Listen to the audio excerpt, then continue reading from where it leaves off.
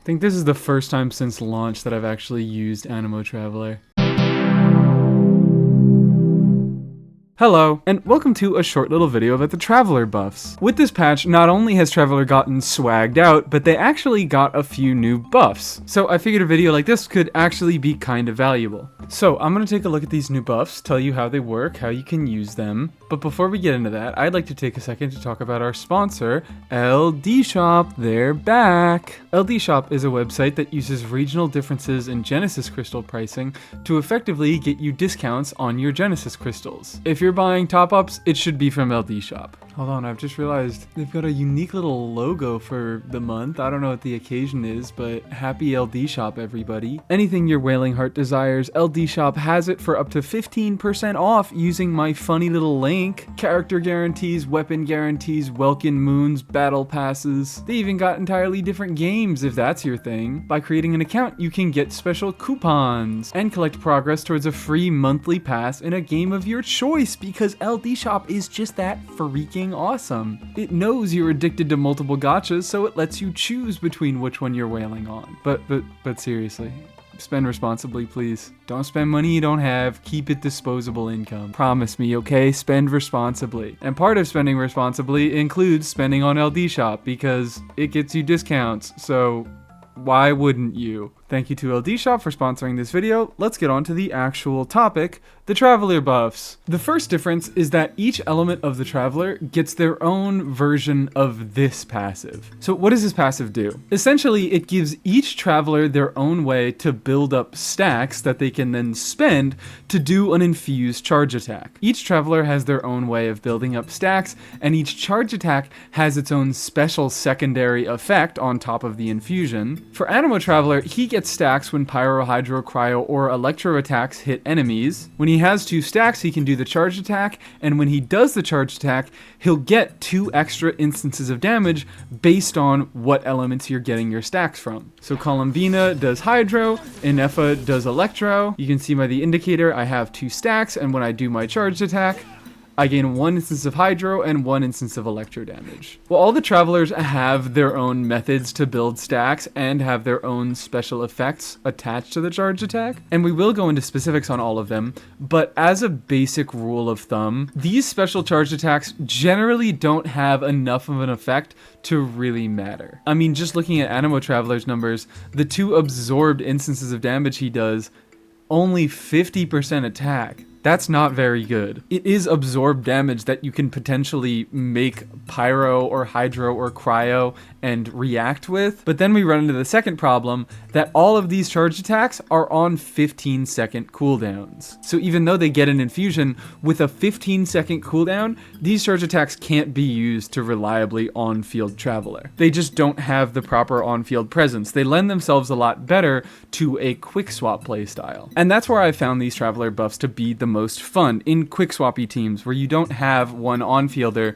that is doing the most damage when they're on field, but you have a lot of teammates that you're constantly swapping between and some extra field time to be able to pop in with Traveler and do an extra charged attack. And this charge attack actually does get increased scaling. As you can see on the Anemo variant, you get an extra 60% of his attack added onto your charged attack, which I believe that this is the lowest modifier. I think all the other Traveler variants get a higher buff on their charge attacks. In any case, with this extra buff, these motion values become kind of not terrible. They're still not really worth using, but it can be fun to swap in, get a little damage out, swap out. It's fun to act like this special charge attack is more of a second skill that doesn't generate energy than really a thing to on-field Traveler with. So we went over the specifics of Anemo Traveler. When you deal elemental damage, he'll build up a stack, and then he can deal that elemental damage back out with his own charge attack. For the most part, Anemo Traveler doesn't get a ton of use out of this. There are some interesting things. He is limited by needing to have 2 different swirlable elements on the team because he needs to have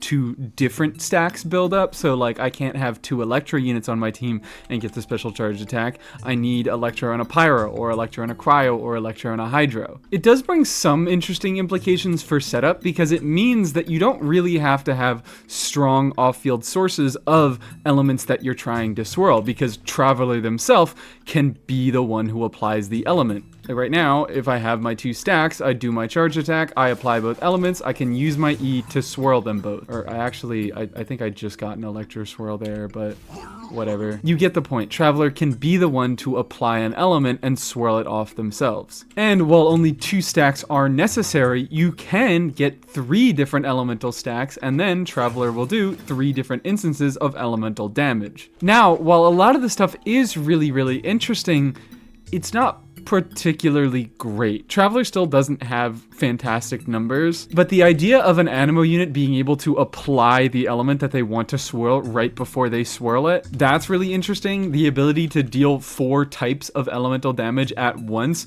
with anemo damage and up to 3 different absorbed sources of damage, that's very interesting, especially for like reaction spam stuff. It's really cool, but it's all still not numerically that strong. Which this brings us to the second aspect of Traveler's buffs that I haven't talked about yet, which is unfortunately just the more impactful way that Traveler was buffed. Aside from getting these cool stack building charge attack mechanics, they also just straight up got numerical increases. Once you resonate with the listed element, the Traveler will get these buffs permanently. So it's not that Anemo Traveler gets 10% crit rate, it's once you have resonated with Anemo at all, every Traveler gets 10% crit rate. And these are just good stats. Can't really complain about them. I mean, I guess you can complain about defense and HP, but like more bulk doesn't hurt. In any case, the crit rate and the energy recharge is pretty much useful for all Travelers. The crit rate is obviously fantastic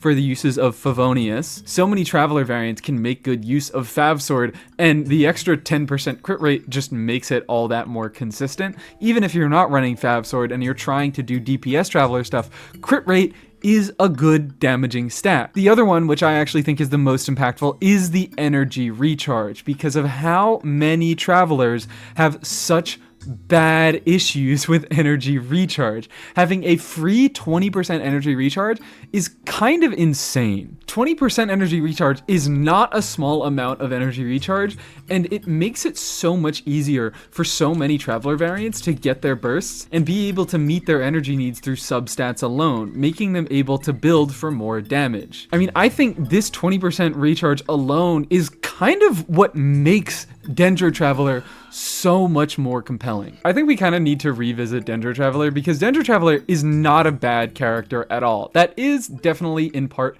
due to their element. Dendro just had good reactions for the time that Dendro Traveler came out, and that kind of carried them. But even aside from that, they have a few interesting supportive things in their kit. They have an EM buff, they have some interesting damaging things going on. They have a damage bonus buff in their C6. Really, their main issue has been that they have this big 80 cost burst, and especially if they're solo Dendro, it can be very hard to meet their energy needs. This extra 20% energy recharge just makes them so much easier to work with that I'm actually like considering Dendro Traveler in my teams. He's still not best in slot, obviously. I have Nahida, who often is an improvement over what Dendro Traveler can do, but he's not terribly far behind, and with that new ER buff making his burst so much easier to get, I think he is a very strong consideration for the lower investment Dendro teams. In any case, let's go over the rest of these stats. Dendro gives extra EM, which obviously can be useful for reaction spam stuff. Defense and HP aren't all that useful. I know Hydra has some minor HP scaling, but he's still mostly an attack scaling character. The last thing to really mention is the attack that you get from Pyro and the crit damage that comes from Cryo, and those are both good. Those are both nice, free damaging stats that Traveler gets access to if you're building them to deal damage. Now, the obvious downside is that a lot of Travelers are not built to do that much damage. Dendro Traveler has a little bit of damage in their kit. Electro Traveler has some very minor damage. I know Geo Traveler can be built for damage. Pyro Traveler is really the main one. In any case, all these buffs, the crit rate, the attack, the crit damage, the EM, even indirectly the ER, those all are small damage buffs, and when you put them all together, they become pretty significant. Traveler has just straight up been given a lot of numbers that do improve their DPS potential. Still not a fantastic DPS, but their potential is a decent bit higher than it used to be, especially once we get Cryo Traveler and we get that extra 20% crit damage. That will be a big improvement. So that's kind of the basic rundown of the Traveler buffs right now. Each Traveler gets their own stack building mechanic and their own special charge attack that has its own effect, and every Traveler across the board just gets some stat buffs, which are honestly a lot more impactful. They're always active on your character, they're making them deal more damage, they're making their burst easier to get. In any case, generally, the charge attack is mostly gimmick stuff, mostly quick swappy stuff. There is some interesting stuff to do with it, but it's not that crazy. And the stat buffs is where the new Travelers are really shining. Oh yeah, and also Aether just straight up plunges like a lot faster in his new outfit. I have no idea why. Hi, Editing Me's here to say, apparently Lumine also has straight up different ICD on her attacks now. Sword users usually share ICD across their normals and their charge attack, but apparently this isn't true anymore for Lumine, and I believe this change applies to both outfits, it's not just the new one. Charles Blambo made a video on this same topic that covers a few things that I didn't. That's where I found out that Lumine's ICD had changed. So if you're watching this video, you'd probably also be interested in his. Alright, let's stop jumping around and let's move on to our second Traveler of the day in Geo Traveler. Geo Traveler's charge attack mechanics are probably the worst and the least interesting. He gains his stacks pretty easily. It can either be when nearby party members become protected by a shield, or when Geo Constructs are created. There is a cooldown on these stacks, so even though Zhongli hold skill creates a shield and a Geo Construct at the same time, you'll only get one stack by using it. But Geo Traveler has a construct of their own, and they can give themselves a stack, so it's usually not that much of an issue. And the shield mechanic makes it so that crystallized shields can often be enough to get you your stacks. Or you don't even have to bring Geo characters. Inefa creates a shield and can give Geo Traveler a stack. In any case, this charge attack matters the least because, oh, it actually does get a pretty decent multiplier of 120% added on. That's a lot more than the 60% given by Anemo Traveler's charge attack, but the special effect doesn't give any extra damage. It only gives shield strength. 20% shield strength for 15 seconds. Do I have to tell you that that doesn't matter?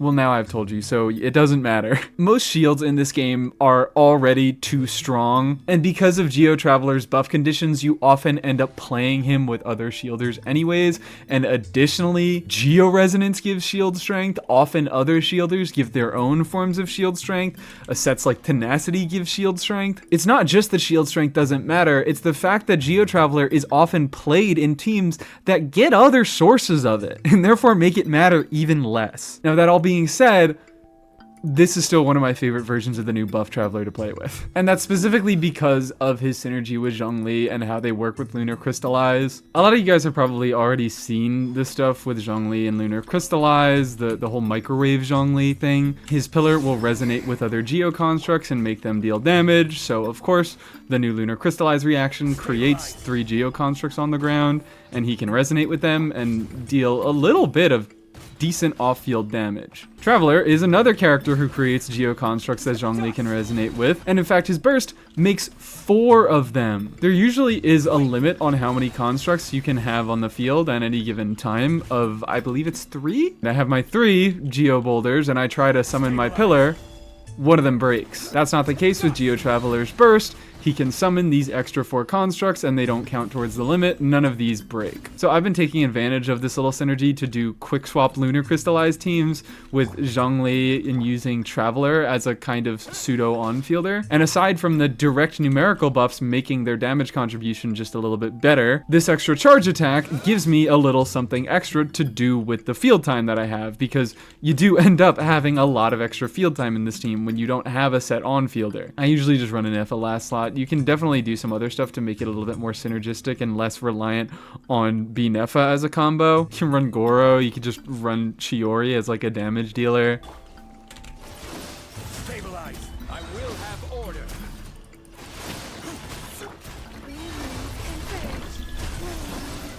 Preparing for Dasa. Terra smash. Dust. Order guide.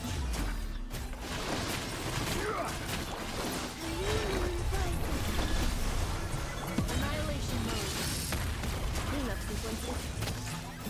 Solidify. Yeah.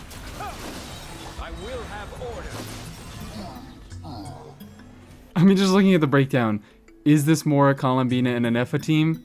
Yes. But that's kind of what you're going to get with a lot of the better Traveler teams. It's not necessarily Traveler doing so much that he can carry the team. I mean, he's a free unit. They're balancing him like he's a free unit. But Traveler has a lot of teams where you can get a little bit of synergy going, where you can have them be a bit of a quick swap on fielder with this new charge attack, potentially make use of the mechanic in a fun way. They're mostly going to be inserted into already pretty decent teams that they have a little bit of synergy with. They can be used to kind of enable some other aspect of the team and take a little bit of the team's field time by doing their special fun charge attack and contribute that way, but they're probably not going to be the star of the show. Moving on to the next Traveler. The Electro one is sort of kind of interesting, although I've always been of the opinion that Electro Traveler is kind of interesting. I like Electro Traveler. Electro Traveler is really, really weird in the fact that they are a battery themselves, but they also need to be batteried. They have these special abundance amulets that they summon using their skill,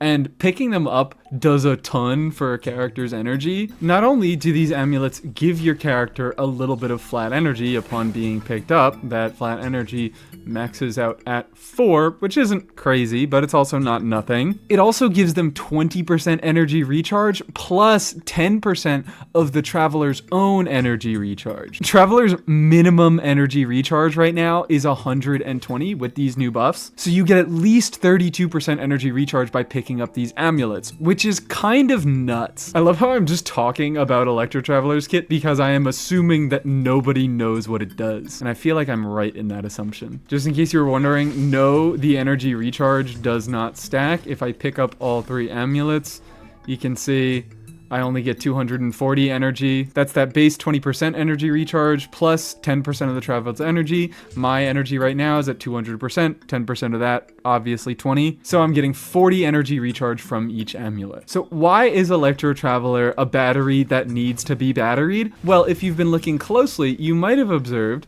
that Traveler's skill generates a whopping Lightning flash. 1 particle. 1. I don't know if any other ability in the game does that. I mean, there are abilities that have the chance to generate 1 particle on hit, like Inefa's skill, but that usually generates multiple particles over a rotation. This is a 1-hit instance of damage that generates, let's take off the fav so we can revel in the true glory. It is a skill that does 1 instance of damage that generates 1 particle. And when you're working with an 80 cost burst, that's pretty rough. Then this burst also gives flat energy to your on-fielder. That's another interesting batterying thing that they have going on. But that's kind of the most of what I really want to talk about regarding Electro Traveler's base kit. So let's talk about the buffs. And of course, he benefits from the base stat buffs like every other Traveler does. He really, really appreciates the energy recharge, both for the purposes of getting his own burst and for the purposes of supplying an energy recharge buff to the rest of his team. And kind of the reason why I needed to talk about base kit is because his special charge attack summons an additional abundance amulet. The condition to get his stacks are just using your party's burst, so he probably has some of the easiest conditions to be met. You don't really have to think about team comp at all. You just kind of do your regular rotations and you'll probably have all 3 stacks that you need to do your charge attack. Just like Geo Traveler counts his own Geo constructs, Electro Traveler counts his own burst, so you don't even need to have a full party that's all bursting. Like if you have Zhongli in this slot and you don't want to use his burst, you're still fine to get all 3 stacks. So anyways, about this special charge attack, while his skill does spawn 3 different abundance amulets, it often can be difficult to actually meaningfully split them. Because the skill works like it does and it shoots out an array of 3 projectiles at an arc and then it spawns abundance amulets where those projectiles hit, it can make it so that the abundance amulets often spawn kind of close together, so it can be hard to split these amulets. Maybe you'll end up picking up more amulets than you intended to with one character and make them waste energy. Meanwhile, Traveler's new abundance amulet source is his charge attack, which is a completely separate source that you can control a lot easier. And it also takes a few seconds to spawn, making it even easier to split from the main group. So Electro Traveler is still pretty straightforward. His buff just makes him do more of what he was already doing doing. Little bit of extra damage, little bit of extra batterying, and he has a relatively easy mechanic to max out his stacks on. Using bursts is a pretty easy condition to meet. All right, this is convenient. Next Traveler time. I use Dendro Traveler as my example to why the base stats are meaningful, so we can kind of skip over that, but just remember, yeah, the base stats are very meaningful for Dendro Traveler. The energy recharge especially. Even the crit rate, really. It can be very, very annoying to build enough crit rate to get consistent fav procs on Dendro Traveler because they only have one hit on field. Their burst doesn't even do an initial hit of damage when you cast it. So both of those stat buffs, really, really nice. Of course, Elemental Mastery and Attack, he scales with both of them, so he benefits from the stat buffs a little bit more than other characters. But I've actually found that his charge attack buff is one of the less meaningful ones. Because for some strange reason, they specifically tie Dendro Traveler to bloom. When Dendro cores appear nearby on field, or when the party obtains a verdant dew, they'll get a stack. They have 3 stacks, they can do their special charge attack. And this one, it gets a lower damage boost on the actual hit of the charge attack, but you get 2 separate instances of damage, each for 120% of a Traveler's attack. These both explode on a delay. The first one explodes after 4 seconds, the second after 8 seconds. Basically, this is just meant to have enough of a delay so that ICD doesn't kick in, so that you get a Dendro application on each hit of the charge attack. That was kind of hard to see, so maybe I will go do that on the test dummy. Thank you, test dummy, for existing. We can see here, the initial hit of the charge attack applies Dendro once, triggers 1 bloom, spawns these 2 flowers. The first one explodes, triggers another bloom. The second one explodes, triggers a 3rd bloom. The reason why I find this to be kind of uninteresting is because it's limited to bloom. Generally, most Dendro teams do run bloom, especially with Lauma now for all that she does for bloom, but I want to be able to run pure spread teams. I want to be able to run some variation of burning teams, except burning kind of doesn't perfectly work with Dendro Traveler. You could do some sort of overburn thing, but the fact that Pyro causes Dendro Traveler's burst to explode immediately makes them a little asynergistic with that whole side. In any case, this still locks them out of using this charge attack in pure spread or pure aggravate. You can get around that by running quick bloom teams like this, so you can get your bloom procs and get your special charge attack on Traveler. It's just a needlessly annoying limitation in my eyes. I wish that it was any Dendro reaction instead of just bloom, but this doesn't really meaningfully change how good Dendro Traveler is, because all of the teams that I would be running in that don't have bloom going on are frankly a lot of his worst teams. Because bloom and Hydra have been getting a lot of support this year, a lot of the higher DPS stuff does already involve Hydra with Dendro Traveler, but it still restricts the teams in which they can use this charged attack. But even if you don't use the charged attack at all, Dendro Traveler has become so much less of a headache just because of these stat buffs. I've been playing a lot of this on-field Columbina team, not specifically with Traveler, but with the Columbina Nilu Lauma core. You can kind of run any Dendro unit last slot and it works. That's why I've been running it. I put in Dendro Traveler when I want to run Dendro Traveler. I put in Yao Yao when I want to look at her adorable outfit. I put in Kave when I want to feel bad for him. You get the idea. It's one of those teams where nobody's good, so everybody's good. And Dendro Traveler is as good of an option as any. Let's do a little bit of gear swapping so we can do a little proper showcase of this. And this is just like a funny thing that I learned. For some reason, even though the condition for Serenade to activate is dealing elemental damage, Nilu's off-field Hydra can activate it even though it doesn't deal damage. Like, oh, hold on, let's just check here. She has 71 EM. I use my skill, she still has 71 EM. I go touch this guy. You can see the buff icons are going up. I have my little up arrows around me, and now I have 191 EM. So if you didn't know that, there's your fun fact for the day. Let's get going, and I'm not going to turn on infinite energy yet just because I want to prove that these builds do have enough energy recharge, and I want to prove my point that it is easier to meet Dendro Traveler's energy needs with these new buffs. Look, a mere 237% energy recharge. That's so achievable. Oh, and also the 61 to 71% crit rate, that is a big change.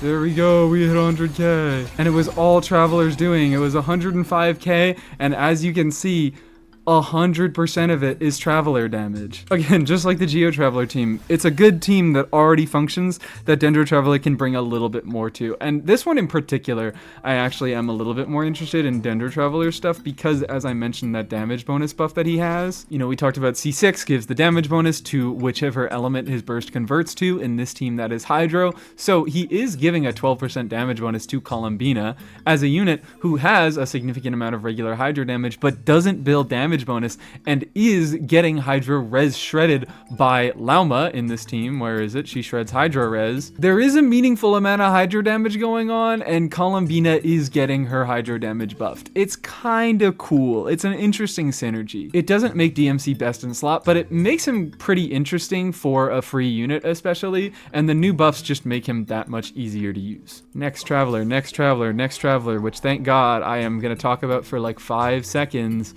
because unfortunately, Hydro Traveler still sucks. So yeah, Hydro Traveler's kit still sucks. They really didn't benefit basically at all from a lot of the new buffs. I guess a little bit from the damaging stuff, but they didn't really deal that much damage anyways. We also are kind of introduced to the stupid and needlessly restrictive stat gaining mechanics. All the other Travelers up until Dendro really had very, very easy conditions to gain all their stacks, but these last two, that will not be true of. For Hydro Traveler, you have to have nearby party members' current HP increase or decrease by 5%. Now, it does specifically say when nearby party members' current HP increases or decreases by 5%, but this is just straight up not true. It doesn't have to be 5%. That's not a breakpoint as far as I've found. We can clearly see that all of Farina's summons consume less than 5% of your party members' HP, and yet, when they hit enemies, Traveler has no problems gaining stacks. So I really have no clue what's going on with this. In any case, you do have a requirement for HP fluctuation. For the most part, that usually just means bring another Fontaine character. Traveler does have some minor HP fluctuation mechanics within their kit. They can use their hold skill to lose a bit of HP, and they can collect source water droplets that they generate to get more HP.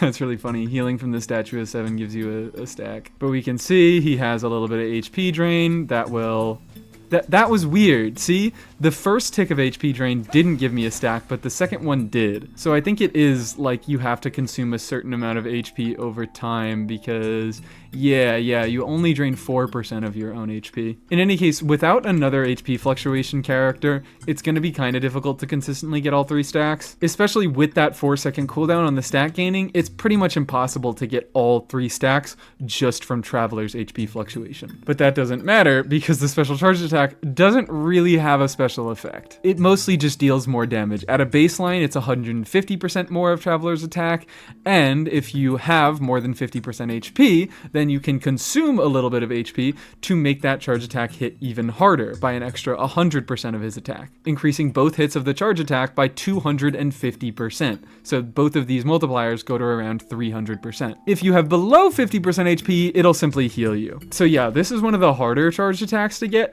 but on the flip side, it is one of the least meaningful, only dealing damage and applying Hydro, although Hydro Traveler kind of needs everything that they can get, so I guess this is good. And if you put just one other Fontaine unit in the team, then you'll probably be fine. I don't think you'll have any difficulties getting enough stacks. There also isn't any limitation on how you can gain and lose HP, so maybe if there are certain enemy mechanics that drain HP, like those animals that are currently in Abyss that drain the life of your entire team, you can just take regular damage and heal it back up. There are a lot of mechanics that you can technically use to bypass the condition of having another Fontaine character in the party, but in general, like this just isn't doing enough that it's worth it. Let's move on to the final iteration of Traveler as of now, Pyro Traveler, who actually shares a lot in common with Hydro Traveler, because their charged attack is also very hard to get, and you do need to include other units into teams to make them be able to get it. Pyro Traveler's mechanic is conditional on triggering a Night Soul burst.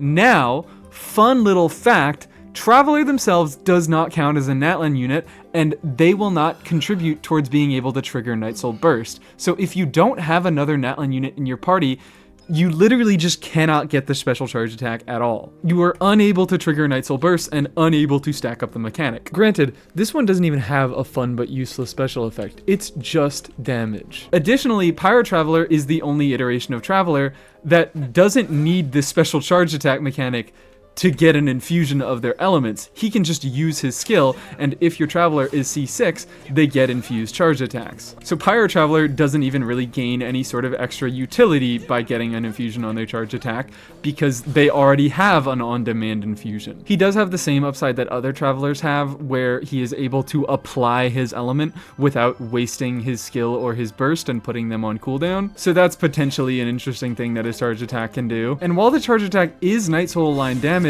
it doesn't even put him into Night Soul state. So if he uses that special charge attack to trigger a reaction and he's on scroll, he won't get the full effect. He'll only get the base 12%. So the only thing that this charge attack is really useful for at all is extra damage, because Pyro Traveler out of all the Travelers is definitely the best damage dealer. He is a reasonably strong Pyro on-fielder at C6, but because the stacks are reliant on Night Soul Burst and you need 2 stacks to do the special charge attack, it's pretty rare that you even get this additional damage.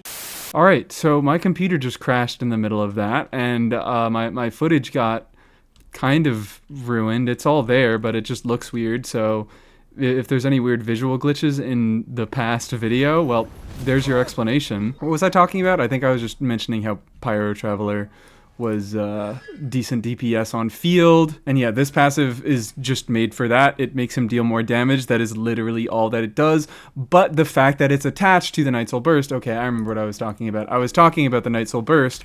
That's what crashed my computer. The cooldown on Night Soul Burst just takes too long, and you often won't have both stacks for your rotations unless you're doing at least 18-second rotations with 3 Natlan units, which is pretty restrictive team building wise. Now, I did a Traveler stream where I did a little bit of testing on a lot of different teams, and I did compare a lot of different on-field PMC teams with some with Natlan units, some completely without Natlan units that I didn't get access to the charge attack at all, some with multiple Natlan units. Generally, what I learned is this passive is just not impactful enough to be a build around. You shouldn't be including Natlan supports in your DPS PMC parties unless they are just already good supports, because this charge attack, you get it so infrequently and it takes so long to build up. Running 1 Natlan unit, you only get this thing every like 3 rotations, every 4 rotations maybe, and it's an extra 400% motion value on those rotations. That's not bad, but it's really not something you should be concerning yourself that much with. That is literally half of his burst every 3 rotations. You shouldn't be that concerned. Of course, people are gonna bring up Shilonin. Shilonin has this whole funny, cool, special passive thing where she gets an additional Night Soul Burst after using her skill. She is pretty much the only character that consistently enables Traveler to get this special charge attack all by herself, and it just so happens that she already is a decent support for Traveler. I mean, just running a DPS PMC team like this is completely viable. Oh my god, maybe I actually need to level my Splendor, because now my Traveler, my DPS PMC, will have too much crit rate naturally that I can't put a crit rate weapon on him. Oh man, what a world we live in. I'll just run Finale of the Deep here, I think.